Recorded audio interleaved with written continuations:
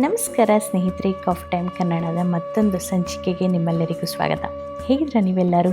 ಇಂಡಿಯಾದ ತುಳುನಾಡಿನ divine road trip ಸೀರೀಸ್ನ ನಂತರ ನಾವು ಇವತ್ತು ಇನ್ನೊಂದು ವಿಶೇಷವಾದ ಟ್ರಿಪ್ ಎಕ್ಸ್ಪ್ಲೋರ್ ಮಾಡೋಣ. ಜಾಗನ ಎಕ್ಸ್ಪ್ಲೋರ್ ಮಾಡೋಣ ಅಂದೇ ಟ್ರಿಪ್ ಎಕ್ಸ್ಪ್ಲೋರ್ ಮಾಡೋದು ಅಂತ ಯಾಕೆ ಹೇಳ್ತಾ ಇದ್ದೀನಿ ಅಂತ ಅಂದ್ಕೊಂಡ್ರಾ? ಅದಕ್ಕೆ ಕಾರಣ ಇದೆ. ಟೈಟಲ್ ನೋಡಿದ್ರಾ? BMTC ಬಸ್ ಟೂರಾ ಅಂತೀರಾ? ಹೌದು, ನಾವು ಇವತ್ತು BMTC ಅವರು ಒನ್ ಡೇ ಟ್ರಿಪ್ನ ಟ್ರೈ ಮಾಡಿದ್ವಿ. ಅವರು ಆರ್ಗನೈಸ್ ಮಾಡಿರೋಂಥ ಈ ಟ್ರಿಪ್ಪು ಹೇಗಿದೆ, ಏನೆಲ್ಲ ಚೆನ್ನಾಗಿತ್ತು, ಏನೆಲ್ಲ ಸರಿ ಇತ್ತು, ನನ್ನ ಅನಿಸಿಕೆ, ನಮ್ಮ ಎಲ್ಲ ಎಕ್ಸ್ಪೀರಿಯೆನ್ಸ್ನ ನಾನು ನಿಮ್ಮ ಜೊತೆ ಶೇರ್ ಮಾಡ್ಕೊಳ್ತೀನಿ. ಪ್ರತಿಯೊಂದು ವಿಷಯನ ನಿಮ್ಮ ಜೊತೆ ಶೇರ್ ಮಾಡ್ಕೊತೀನಿ. ನಾವು ಹಿಂದಿನ ವರ್ಷ ಈ ಟ್ರಿಪ್ ಮಾಡಿದಾಗ ಜಸ್ಟ್ ಈ ಒಂದು ರೂಟ್ ಮಾತ್ರ ಇತ್ತು. ಆದರೆ ಈಗ BMTC ಅವರು ಹಲವಾರು ಒನ್ ಡೇ ಟ್ರಿಪ್ ಆಪ್ಷನ್ಸ್ನ ಈಗ ಇಟ್ಟಿದ್ದಾರೆ. ನಮ್ಮ ಇವತ್ತಿನ ಬಸ್ ಅಡ್ವೆಂಚರ್ ಸ್ಟಾರ್ಟ್ ಮಾಡೋಣ. ಸ್ಟಾರ್ಟ್ ಮಾಡಬೇಕು ಅಂದರೆ ನಾವು ಮೆಜೆಸ್ಟಿಕ್ನ BMTC ಬಸ್ ಸ್ಟ್ಯಾಂಡ್ಗೆ ಹೋಗಲೇಬೇಕು. ಯಾಕಂದರೆ BMTC ಬಸ್ ಸ್ಟ್ಯಾಂಡ್ನ ಬಸ್ ಪಾಸ್ ಕೌಂಟರ್ ಮುಂದೆನೇ ನಮ್ಮ ಪಿಕಪ್ ಪಾಯಿಂಟ್ ಇರೋದು. ನೆನಪಿರಲಿ, ನಾವು ಪಿಕಪ್ ಪಾಯಿಂಟ್ ಬಂದುಬಿಟ್ಟು BMTC ಬಸ್ ಸ್ಟ್ಯಾಂಡ್ನ ಬಸ್ ಪಾಸ್ ಕೌಂಟರ್ ಅಂತ ಕೇಳಿದ್ರೆ ಯಾರು ಬೇಕಾದರೂ ಹೇಳ್ತಾರೆ. ಅಲ್ಲಿ ಹೋದರೆ ನಮ್ಮ ಪಿಕಪ್ ಪಾಯಿಂಟ್ ಇರುತ್ತೆ. ಹಲವಾರು ಬಸ್ಗಳನ್ನ ನಾವು ಅಲ್ಲಿ ನೋಡ್ಬೋದು.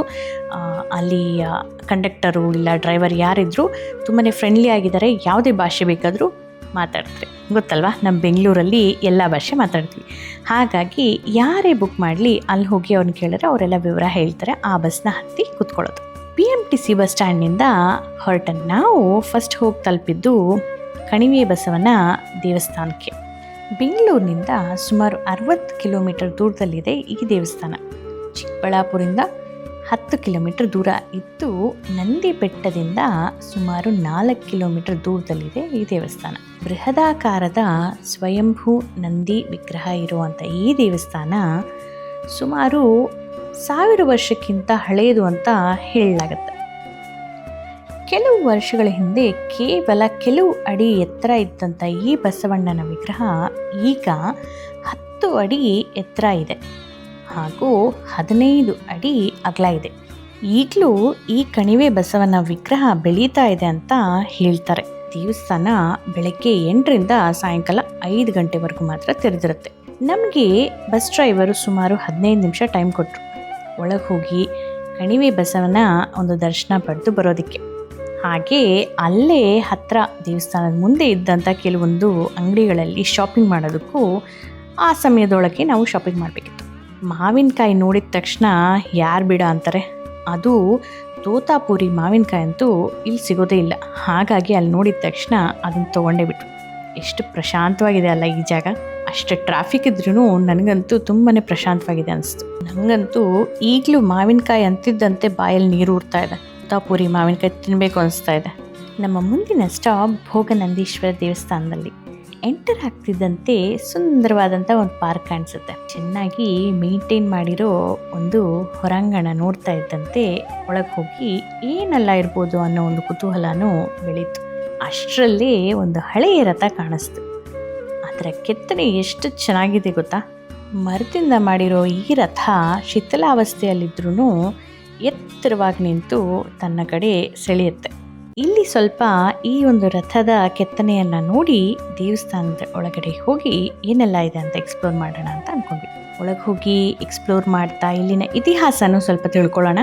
ಹಾಗೆ ಏನೆಲ್ಲ ಇದೆ ಅಂತ ನಮ್ಮ ಜೊತೆ ನೀವು ನೋಡಿರುತ್ತೆ. ಬನ್ನಿ ಹೋಗೋಣಂತೆ. ನಂದಿ ಬೆಟ್ಟ ಅಂದರೆ ಬರೀ ನೇಚರ್ ಸೀನಿಕ್ ವ್ಯೂ ಮಾತ್ರ ಫೇಮಸ್ ಅಲ್ಲ. ಯೋಗನಂದಿ ಮತ್ತು ಭೋಗನಂದೀಶ್ವರನ ದೇವಸ್ಥಾನಕ್ಕೂ ಸುಪ್ರಸಿದ್ಧ. ಯೋಗನಂದೀಶ್ವರನ ದೇವಸ್ಥಾನ ಬೆಟ್ಟದ ಮೇಲಿದ್ದರೆ ಭೋಗನಂದೀಶ್ವರನ ದೇವಸ್ಥಾನ ಬೆಟ್ಟದ ತುದಿಯಲ್ಲಿದೆ.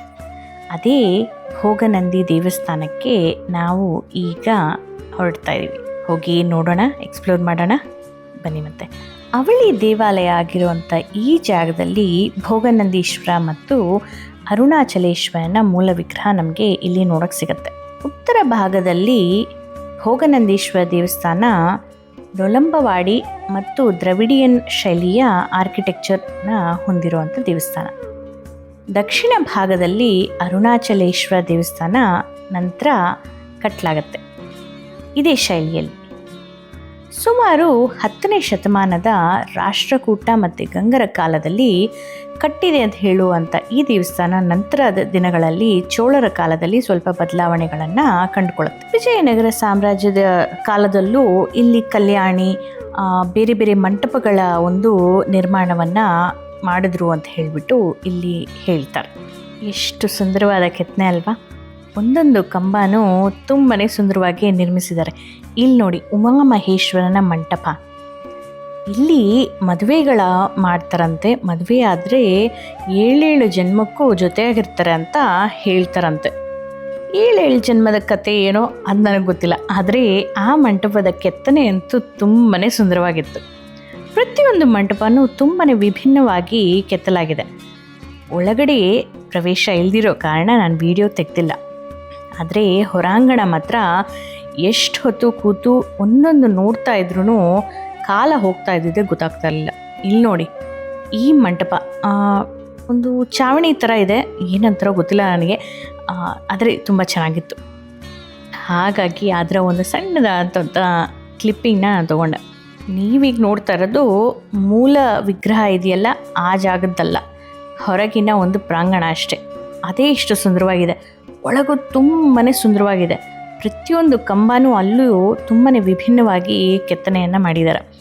ಆದರೆ ಏನು ಮಾಡೋದು, ಕ್ಯಾಮ್ರಾ ಅಲೋ ಇಲ್ಲ, ಹಾಗಾಗಿ ಅದನ್ನೆಲ್ಲ ಕ್ಯಾಪ್ಚರ್ ಮಾಡೋಕ್ಕಾಗಲಿಲ್ಲ.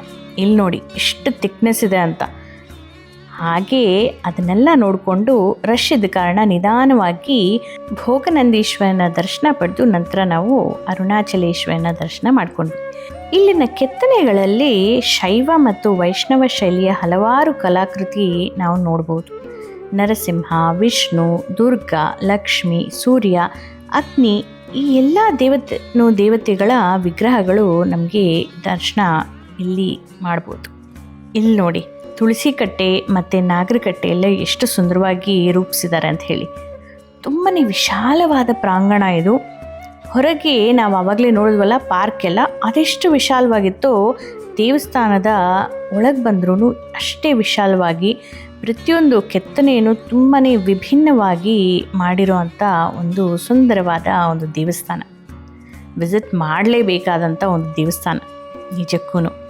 ಅಷ್ಟೇ ಅಲ್ಲದೆ ಇಲ್ಲಿನ ಕಲ್ಯಾಣಿ ಸಹ ತುಂಬಾ ಸುಂದರವಾಗಿತ್ತು.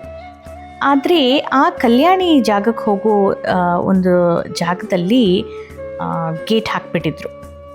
ಮೇ ಬಿ ಅದು ಕ್ಲೀನಾಗಿ ಇಡಬೇಕು ಅನ್ನೋ ಉದ್ದೇಶದಿಂದ ಏನಾದರೂ ಹಾಗೆ ಇಟ್ಟಿದ್ರು ಏನೋ ಗೊತ್ತಿಲ್ಲ. ಇಲ್ಲಿ ನೋಡಿ, ನಾವು ಈ ರೀತಿ ಸುಮ್ಮನೆ ಹಾಗೆ ಆ ಗೇಟ್ ಒಳಗಿಂದ ಹೇಗಿದೆ ಅಂತ ನೋಡ್ತಾ ಈ ಒಂದು ಸುಂದರವಾದ ದೃಶ್ಯನ ಕ್ಯಾಪ್ಚರ್ ಮಾಡಿದ್ವಿ. ಈ ಜಾಗದಲ್ಲಿ ಸಾಕಷ್ಟು ಮೂವಿ ಫಿಲ್ಮಿಂಗ್ ಸಹ ಆಗಿದೆ, ಆದರೆ ಸದ್ಯಕ್ಕಂತೂ ನಂಗೆ ನೆನಪಾಗ್ತಾಯಿಲ್ಲ. ಆದರೆ ಆ ಒಂದು ಕಲ್ಯಾಣಿ ಸುತ್ತ ಇದ್ದಂಥ ಮಂಟಪ ಎಲ್ಲ ನೋಡಿದಾಗ ನನಗೆ ಕೆಲವೊಂದು ಆ ರೀತಿ ನೆನಪಾಗಿದ್ದಂತೂ ನಿಜ. ಇಲ್ಲಿ ಒಳ್ಳೆ ಸುಂದರವಾದಂಥ ಒಂದು ದೇವಸ್ಥಾನನ ಎಕ್ಸ್ಪ್ಲೋರ್ ಮಾಡಿ ನಮ್ಮ ಮುಂದಿನ ಸ್ಟಾಪ್ ಕಡೆ ನಮ್ಮ ಪಯಣ. ಈಗ ನಮ್ಮ ಮುಂದಿನ ಸ್ಟಾಪ್ ಬಂದುಬಿಟ್ಟು ಸರ್ ಎಂ ವಿಶ್ವೇಶ್ವರಯ್ಯ ಮೆಮೋರಿಯಲ್ ಮತ್ತು ಮ್ಯೂಸಿಯಂಗೆ. ಮುದ್ದೇನಹಳ್ಳಿಯಲ್ಲಿ ಇರೋ ಈ ಜಾಗ ಸತ್ಯಸಾಯಿ ಹಾಸ್ಪಿಟಲ್ಗೆ ತುಂಬಾ ಹತ್ತಿರ ಇದೆ. ಸತ್ಯಸಾಯಿ ಹಾಸ್ಪಿಟಲ್ ಮತ್ತು ಅವರ ಟ್ರಸ್ಟ್ನ ಫುಲ್ ವಿಡಿಯೋ ನಾನು ಈಗಾಗಲೇ ನಮ್ಮ ಚಾನಲಲ್ಲಿ ಶೇರ್ ಮಾಡಿದ್ದೀನಿ. ಅಲ್ಲಿನ ಸ್ಕೂಲ್, ಗೋಶಾಲೆ ಎಲ್ಲದರ ಫುಲ್ ಟೂರ್ ನೋಡಬೇಕು ಅಂದರೆ ಡಿಸ್ಕ್ರಿಪ್ಷನಲ್ಲಿರುವಂಥ ಆ ಲಿಂಕ್ ಚೆಕ್ ಮಾಡಿ. ಕಮೆಂಟ್ಸ್ನಲ್ಲೂ ಸಾಕಷ್ಟು ಮಾಹಿತಿ ಶೇರ್ ಮಾಡಿದ್ದೀನಿ. ಈಗ ನಾವು ವಿಶ್ವೇಶ್ವರಯ್ಯನವರ ಒಂದು ಮ್ಯೂಸಿಯಂ ಹೇಗಿದೆ ಅಂತ ನೋಡ್ಕೊಂಬರೋಣಂತೆ. ನಿಮ್ಗೆ ಇಲ್ಲಿ ವಿಡಿಯೋದಲ್ಲಿ ಕಾಣಿಸ್ತಾ ಇರೋದೇ ಅವ್ರ ಮನೆ, ಪಕ್ಕದಲ್ಲೇ ಇರೋದು ಅದು ಅವ್ರ ಮನೆಯೇ. ಆದರೆ ಈಗ ಸದ್ಯಕ್ಕೆ ಆ ಪೋರ್ಷನ್ ಮಾತ್ರ ಮ್ಯೂಸಿಯಂ ಆಗಿ ಕನ್ವರ್ಟ್ ಮಾಡಿದ್ದಾರೆ. ವಿಶ್ವೇಶ್ವರಯ್ಯನವ್ರ ಬಗ್ಗೆ ಗೊತ್ತಿಲ್ಲದಿರುವಂಥ ಕನ್ನಡಿಗರು ಇರೋದಕ್ಕೆ ಸಾಧ್ಯನೇ ಇಲ್ಲ ಅಲ್ವಾ. ಅವ್ರು ಹುಟ್ಟಿದಂಥ ಮುದ್ದೇನಹಳ್ಳಿಯಲ್ಲಿ ಅವರ ಮನೆಗೆ ಇವತ್ತು ನಾವು ಬಂದು ಅಲ್ಲಿ ಏನೆಲ್ಲ ಇದೆ ಅಂತ ಎಕ್ಸ್ಪ್ಲೋರ್ ಮಾಡಿದ್ವಿ. ಈಗ ಮ್ಯೂಸಿಯಂ ಆಗಿರೋ ಈ ಜಾಗದಲ್ಲಿ ಫೋಟೋಸ್ ಮತ್ತು ವಿಡಿಯೋಸ್ ತೆಗೆಯೋ ಹಾಗಿಲ್ಲ, ಆದರೆ ಒಳಗೆ ಏನೆಲ್ಲ ಇದೆ ಅಂತ ನಿಮಗೋಸ್ಕರ ಒಂದು ಸಂಕ್ಷಿಪ್ತವಾಗಿ ತಿಳಿಸ್ತೇನೆ. ಅವರು ಉಪಯೋಗಿಸ್ತಾ ಇದ್ದಂಥ ಕೆಲವು ದೈನಂದಿನ ಸಾಮಗ್ರಿಗಳಿರ್ಬೋದು, ಫರ್ನಿಚರು, ಅವರು ಬುಕ್ಸ್ ಕಲೆಕ್ಷನ್ ತುಂಬಾ ಹ್ಯೂಜ್ ಆಗಿದೆ. ಆ ಎಲ್ಲ ಬುಕ್ಸಲ್ಲಿಟ್ಟಿದ್ದಾರೆ. ಅವಾರ್ಡ್ಸ್ ಏನೆಲ್ಲ ಬಂದಿದೆ ಅದೆಲ್ಲ ಇದೆ. ಕೆಲವೊಂದು ಅವರು ಬರೆದಿರೋ ಅಂಥ ಡ್ರಾಯಿಂಗ್ಸ್ ಇರ್ಬೋದು, ನಮ್ಮ KRS ಡ್ಯಾಮ್ದು ಆ ಥರದ್ದು ಹಲವಾರು ಡ್ರಾಯಿಂಗ್ಸ್ ಎಲ್ಲ ಅಲ್ಲಿ ಪ್ರಿಸರ್ವ್ ಮಾಡಿಟ್ಟಿದ್ದಾರೆ. ಮತ್ತು ಭಾರತ ರತ್ನ ಪದಕ ಸಹ ಅಲ್ಲಿ ನಮ್ಗೆ ನೋಡೋದಕ್ಕೆ ಸಿಗುತ್ತೆ. ಅವರ ರೂಮನ್ನು ಹಾಗೆ ಪ್ರಿಸರ್ವ್ ಮಾಡಿದ್ದಾರೆ. ಮ್ಯೂಸಿಯಂ ಹತ್ರನೇ ಅವರ ಸಮಾಧಿ ಸಹ ನಮಗೆ ನೋಡೋದಕ್ಕೆ ಸಿಗುತ್ತೆ. ಅಲ್ಲಿ ಒಂದು ಸಣ್ಣದಾದಂಥ ಭೇಟಿಯನ್ನು ಕೊಟ್ಟು ನಂತರ ನಮ್ಮ ನೆಕ್ಸ್ಟ್ ಸ್ಟಾಪ್ ಕಡೆಗೆ. ಇದೆಲ್ಲ ನೋಡೋ ಅಷ್ಟೊತ್ತಿಗೆ ಊಟದ ಸಮಯ ಆಗೇ ಹೋಯಿತು. ಯಾವುದೋ ಒಂದು ರೆಸ್ಟೋರೆಂಟ್ ಹತ್ರ ನಿಲ್ಲಿಸಿದ್ರು. ಅಫ್ಕೋರ್ಸ್ ಫುಡ್ ಅಂತೂ ಚೆನ್ನಾಗಿರೋದು ಬಿಡಿ, ಅಲ್ಲಿ ತಿನ್ನೋದಕ್ಕೆ ಏನೂ ಇರಲಿಲ್ಲ. ಇಲ್ಲಿವರೆಗಿನ ಟ್ರಿಪ್ನಲ್ಲಿ ಅದೊಂದೇ ತುಂಬ ಡಿಸಪಾಯಿಂಟಿಂಗ್ ಆದಂಥ ವಿಷಯ ಅನಿಸ್ತು. ಟ್ರಿಪ್ಪೆಲ್ಲ ಚೆನ್ನಾಗಾಗಿ ಒಂದು ಒಳ್ಳೆ ರೆಸ್ಟೋರೆಂಟ್ ಹತ್ರ ನಿಲ್ಲಿಸಿ ಫುಡ್ ಚೆನ್ನಾಗಿದ್ದಿದ್ರೆ ಟ್ರಿಪ್ನ ಇನ್ನೂ ಎಂಜಾಯ್ ಮಾಡ್ತಾಯಿದ್ವಿ ಅಂತ ಅನ್ನಿಸ್ತು. ಊಟಕ್ಕಂತೂ ಆ ರೆಸ್ಟೋರೆಂಟಲ್ಲಿ ಏನೂ ಸಿಗಲಿಲ್ಲ. ಆದರೆ ಅಲ್ಲೇ ಇದ್ದಂಥ ಒಂದು ಸಣ್ಣ ಅಂಗಡಿಯಲ್ಲಿ ಕೆಲವೊಂದು ಸ್ನ್ಯಾಕ್ಸ್ನ ತೊಗೊಂಡು ತಿನ್ನಬೇಕಾಗಿ ಬಂತು. ಸೊ ಯಾರಾದರೂ ಈ ಟ್ರಿಪ್ ತೊಗೊಳ್ತಾ ಇದ್ದರೆ, ಇಲ್ಲ ಯಾವುದೇ BMTC ಟ್ರಿಪ್ ತೊಗೊಳ್ತಾ ಇದ್ದರೆ ನಿಮ್ಮ ಜೊತೆ ಸ್ನ್ಯಾಕ್ಸ್ ಮತ್ತು ಲಂಚ್ ಪ್ಯಾಕ್ ಮಾಡೋದನ್ನು ಮರಿಬೇಡಿ. ನಂತರದ ನಮ್ಮ ಸ್ಟಾಪ್ ರಂಗಸ್ಥಳ ಶ್ರೀ ರಂಗನಾಥ ಸ್ವಾಮಿಯ ದೇವಸ್ಥಾನದಲ್ಲಿ. ಹೊಯ್ಸಳ ಶೈಲಿಯಲ್ಲಿರುವಂಥ ಈ ಶ್ರೀ ರಂಗನಾಥನ ದೇವಸ್ಥಾನ ಮೋಕ್ಷ ರಂಗನಾಥ ಅಂತಲೂ ಕರೀತಾರೆ. ರಂಗನಾಥನ 5 ಪ್ರಮುಖ ದೇವಾಲಯಗಳಲ್ಲಿ ಈ ದೇವಾಲಯವೂ ಒಂದು. 4.5 ಅಡಿ ಇರುವಂಥ ರಂಗನಾಥನ ವಿಗ್ರಹ ಒಂಟಿ ಸಾಲಿಗ್ರಾಮ ಶಿಲೆಯಲ್ಲಿ ಕೆತ್ತಲಾಗಿದೆ. ಮಕರ ಸಂಕ್ರಾಂತಿ ದಿನದಂದು ರಂಗನಾಥನ ಪಾದದ ಮೇಲೆ ಸೂರ್ಯನ ಕಿರಣಗಳು ಬೀಳೋದು ಇಲ್ಲಿನ ವಿಶೇಷತೆ ಅಂತ ಹೇಳ್ತಾರೆ. ಇಲ್ಲೂ ಸಹ ತುಂಬಾ ಚೆನ್ನಾಗಿರುವಂಥ ಕೆತ್ತನೆಗಳನ್ನು ನಮಗೆ ನೋಡೋದಕ್ಕೆ ಸಿಗುತ್ತೆ. ಭೋಗನಂದೀಶ್ವರ ದೇವಸ್ಥಾನದ ಒಂದು ಆವರಣ ಎಷ್ಟು ವಿಶಾಲವಾಗಿತ್ತೋ ಅಷ್ಟು ದೊಡ್ಡದಾಗಿಲ್ಲ, ಆದರೆ ಚಿಕ್ಕದಾಗಿದ್ರೂ ಸುಂದರವಾದಂಥ ಕೆತ್ತನೆಯನ್ನು ಒಳಗೊಂಡಂಥ ಈ ದೇವಸ್ಥಾನನೂ ತುಂಬ ಪ್ರಶಾಂತವಾಗಿ ತುಂಬಾ ಚೆನ್ನಾಗಿ ನಿರ್ಮಿಸಲಾಗಿದೆ. ಎಲ್ಲ ಸರಿ, ಈ ಟ್ರಿಪ್ಗೆ ಬುಕ್ಕಿಂಗ್ ಹೇಗೆ ಮಾಡಬೇಕು ಅಂತ ಹೇಳಲೇ ಇಲ್ಲ ಅನ್ಕೊತಾ ಇದ್ದೀರಾ? ಅದರ ಬಗ್ಗೆ ಯೋಚನೆ ಮಾಡಬೇಡಿ. ಅದರ ಎಲ್ಲ ಮಾಹಿತಿನ ನಾನು ಸ್ವಲ್ಪ ಹೊತ್ತಲ್ಲೇ ನಿಮ್ಮ ಜೊತೆ ಹಂಚ್ಕೊಳ್ತೀನಿ. ಹಾಗೆ BMTC ಅವರ ಹೊಸ ರೂಟ್ಸ್ ಬಗ್ಗೆನೂ ಮಾಹಿತಿಯನ್ನು ಶೇರ್ ಮಾಡ್ಕೊಳ್ತೀನಿ. KSRTC ಅಫಿಷಿಯಲ್ ವೆಬ್ಸೈಟ್ಗೆ ಹೋಗಿ ಅಥವಾ KSRTC ಆ್ಯಪ್ನಲ್ಲಿ ಈ ಒಂದು BMTC 1 ಡೇ ಟ್ರಿಪ್ನ ಬುಕ್ ಮಾಡ್ಬೋದು. ಕನ್ಫ್ಯೂಸ್ ಆಗಬೇಡಿ, ಈ ಟ್ರಿಪ್ BMTC 1 ಡೇ ಟ್ರಿಪ್ ಅಂತಲೇ ಕರೆಸ್ಕೊಳ್ಳುತ್ತೆ. ಆದರೆ ಬುಕ್ಕಿಂಗ್ ಮಾತ್ರ KSRTC ವೆಬ್ಸೈಟ್ನಲ್ಲೇ ಮಾಡಬೇಕು, ವೆಬ್ಸೈಟ್ ಅಥವಾ KSRTC ಆ್ಯಪ್ನಲ್ಲಿ. ಪಿಕಪ್ ಪಾಯಿಂಟ್ ಸಹ BMTC ಬಸ್ ಸ್ಟ್ಯಾಂಡ್ ಹತ್ರನೇ ಇರುತ್ತೆ, KSRTC ಬಸ್ ಸ್ಟ್ಯಾಂಡ್ ಹತ್ರ ಅಲ್ಲ. ಇದು ಸ್ವಲ್ಪ ಕನ್ಫ್ಯೂಸಿಂಗ್ ಆಗಿದೆ, ಆದರೆ ನೀವು ನಾನು ಹೇಳುವಂಥ ಎಲ್ಲ ಮಾಹಿತಿ ಫಾಲೋ ಮಾಡಿದ್ರೆ ನಿಮಗೆ ಈಸಿ ಆಗುತ್ತೆ. KSRTC ವೆಬ್ಸೈಟ್ನಲ್ಲಿ ಲೀವಿಂಗ್ ಫ್ರಮ್ ಬಾಕ್ಸ್ನಲ್ಲಿ ಕೆಂಪೇಗೌಡ ಬಸ್ ಸ್ಟ್ಯಾಂಡ್ ಸೆಲೆಕ್ಟ್ ಮಾಡಿದ್ರೆ ಗೋಯಿಂಗ್ ಟು ಜಾಗದಲ್ಲಿ ಈಶಾ ಫೌಂಡೇಶನ್ ಚಿಕ್ಕಬಳ್ಳಾಪುರ ಅಥವಾ BMTC ಈಶಾ ಪ್ಯಾಕೇಜ್ ರೂಟ್ನ ಸೆಲೆಕ್ಟ್ ಮಾಡ್ಕೊಳ್ಳಿ. ಇಲ್ಲ ಅಂದರೆ ಮೆಜೆಸ್ಟಿಕ್ನ BMTC ಎನ್ಕ್ವೈರಿ ಕೌಂಟರ್, ಅದೇ ನಾನು ಹೇಳಿದ್ನಲ್ಲ ಬಸ್ ಪಾಸ್ ಬುಕ್ ಮಾಡೋವಂಥ ಕೌಂಟರು, ಅಲ್ಲಿ ಹೋಗಿ ನೀವು ಆಫ್ಲೈನು ಬುಕ್ ಮಾಡ್ಬೋದು. ನೆನಪಿರಲಿ, ಆನ್ಲೈನ್ ಆದರೆ KSRTC ವೆಬ್ಸೈಟ್ ಅಥವಾ KSRTC ಆ್ಯಪ್, ಆಫ್ಲೈನ್ ಆದರೆ BMTC bus enquiry counter. Booking ಹೇಗೆ ಮಾಡಬೇಕು ಅಂತ ಅರ್ಥ ಆಯ್ತಲ್ವಾ? ನಾನು ವಿಡಿಯೋ ಸ್ಟಾರ್ಟಿಂಗಲ್ಲಿ ಹೇಳಿದ ಹಾಗೆ ನಾವು ಹೋದಾಗ, ಅಂದರೆ ಹಿಂದಿನ ವರ್ಷ ನಾವು ಹೋದಾಗ ಜಸ್ಟ್ ಈ ಒಂದು ಟ್ರಿಪ್ ಮಾತ್ರ BMTC ಅವ್ರ ವತಿಯಿಂದ ಇತ್ತು. ಈಗ ಹಲವಾರು ರೂಟ್ಸ್ನ ಇನ್ಕ್ಲೂಡ್ ಮಾಡಿದ್ದಾರೆ. ಹಲವಾರು ಬೆಂಗಳೂರಿನ ಸುತ್ತಮುತ್ತಲೂ ಇರುವಂಥ ದೇವಸ್ಥಾನಗಳ ಒಂದು ಟ್ರಿಪ್ಪನ್ನು ಆರ್ಗನೈಸ್ ಮಾಡಿದ್ದಾರೆ. ಹಾಗೆಯೇ ಬೇರೆ ಬೇರೆ ಪಿಕಪ್ ಪಾಯಿಂಟ್ ಸಹ ನೋಡೋದಕ್ಕೆ ಸಿಗುತ್ತೆ. ನೀವು ಅವ್ರ ವೆಬ್ಸೈಟಿಗೆ ಹೋಗಿ ಚೆಕ್ ಮಾಡಿದ್ರೆ ಎಲ್ಲ ಮಾಹಿತಿ ನಿಮಗೆ ಈಸಿಯಾಗಿ ಸಿಕ್ಬಿಡುತ್ತೆ. ನಮ್ಮ ಇವತ್ತಿನ ಟ್ರಿಪ್ ಇನ್ನೂ ಮುಗ್ದಿಲ್ಲ. ಈಶಾ ಪ್ಯಾಕೇಜ್ ಅಂತ ಹೇಳಿದ್ಮೇಲೆ ಈಶಾಗೆ ಹೋಗದೇ ಇದ್ದರೆ ಆಗುತ್ತಾ ಅಲ್ವಾ? ಹಾಗಿದ್ಮೇಲೆ ಈಶಾಗೆ ಹೋಗಬೇಕು ಅಂದರೆ ನೀವು ಸ್ವಲ್ಪ ಕಾಯಬೇಕಾಗತ್ತೆ. ಈ ವಿಡಿಯೋ ತುಂಬಾ ಲೆಂತಿ ಆದ ಕಾರಣ ನಾನು ಈ ಒಂದು ವಿಡಿಯೋದಲ್ಲಿ ಆ ಒಂದು ಜಾಗದ ಒಂದು ವಿಡಿಯೋನ ನಾನು ಇನ್ಕ್ಲೂಡ್ ಮಾಡ್ತಾ ಇಲ್ಲ. ಈಶಾ ಅಂದಿದ ತಕ್ಷಣ ಬರೀ ದೇವಸ್ಥಾನದ ಒಂದು ದೇವರ ದರ್ಶನ ಮಾತ್ರ ಅಲ್ಲ, ಅಲ್ಲಿ ಒಂದು ಲೇಸರ್ ಶೋ ಸಹ ನಡೆಯುತ್ತೆ. ಅದರ ಒಂದು ತುಣುಕನ್ನು ಸಹ ನಾನು ನಿಮ್ಮ ಜೊತೆ ಶೇರ್ ಮಾಡ್ಕೊಳ್ತೀನಿ. ತುಂಬಾ ಚೆನ್ನಾಗಿದೆ ಆ ಲೇಸರ್ ಶೋ. ನಾನು ಅದನ್ನು ಈ ವಿಡಿಯೋದಲ್ಲಿ ಹಾಕಿದ್ರೆ ಅದು ಆಲ್ಮೋಸ್ಟ್ 1 hour ವಿಡಿಯೋ ಆಗಿಬಿಡುತ್ತೆ. ಹಾಗಾಗಿ ಅದನ್ನು ನಾನು ಪಾರ್ಟ್ 2 ಅಲ್ಲಿ ನಾನು ಶೇರ್ ಮಾಡ್ತೀನಿ. ಇಲ್ಲಿವರೆಗೂ ನೀವು ನಾನೆಷ್ಟು ಈ ಟ್ರಿಪ್ನ ಎಂಜಾಯ್ ಮಾಡಿದ್ನೋ ಅಷ್ಟೇ ಎಂಜಾಯ್ ಮಾಡಿದ್ರಿ ಅಂತ ಭಾವಿಸ್ತೀನಿ.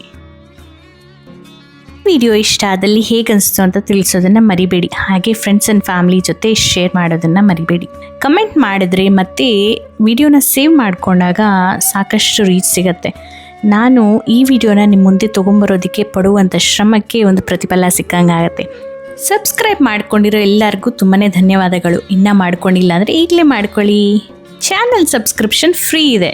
ಸರಿ, ಮತ್ತೆ ಮುಂದಿನ ಸಂಚಿಕೆಯಲ್ಲಿ ಮತ್ತೊಂದು ಇಂಟ್ರೆಸ್ಟಿಂಗ್ ವಿಡಿಯೋದೊಂದಿಗೆ ಮತ್ತೆ ಭೇಟಿ ಆಗ್ತೀನಿ. ಅಲ್ಲಿವರೆಗೂ ಗೊತ್ತಲ್ಲ, ಖುಷಿಯಾಗಿರಿ, ಖುಷಿನ ಹಂಚ್ತಾ ಇರಿ. ಬಾಯ್.